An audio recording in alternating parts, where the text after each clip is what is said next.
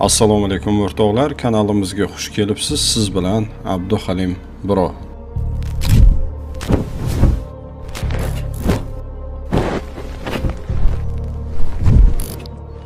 E'tibor berib qarasangiz, kundan kun har xil tragediyalar, yomon xabarlar ko'payib boryapti. Dunyo qaysidir ma'noda tugab borayotganga o'xshaydi. Nima deb o'ylaysiz? Shaxsiy fikringizni kommentariyada yozib qoldiring, chiroyli axloq bilan. Hozirgi paytda dahshatli voqealarni ko'p eshitganimizdan, ko'rganimizdan, ijtimoiy tarmoqlarda uje qaysidir ma'noda ko'zimizga yosh ham kelmay qoldi.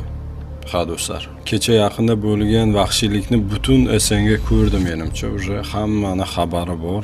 Chunki bu ijtimoiy tarmoqlarda juda ham tez tarqaldi.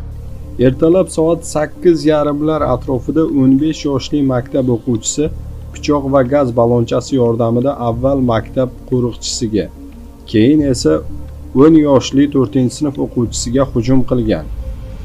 Olingan pichoq jarohatlari oqibatida 10 yoshli bolakay vafot etgan. Qo'riqchilar esa shifoxonaga yetkazilgan. Hozirda shifokorlar tibbiy yordam ko'rsatmoqda. Hozirda gumonlanuvchi qo'lga olingan va himoya tomoni ishtirokisiz tergov bo'limiga olib ketilgan. Kattalar yillar davomida nafratini so'z bilan qo'zg'atib kelishsa, bolalar uni pichoq bilan gapira boshladi. Ha do'stlar. Moskvada Vadensov maktabida 10 yoshli 4-sinf o'quvchisi Qobiljon o'ldirildi. Endi qaytarib bo'lmaydigan bir umr so'ngan hayot.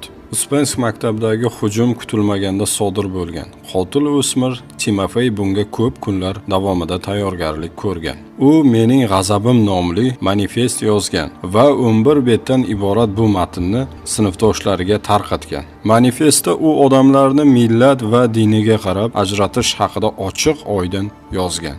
Bu fantaziya emas. Bu o'smirona isyon ham emas.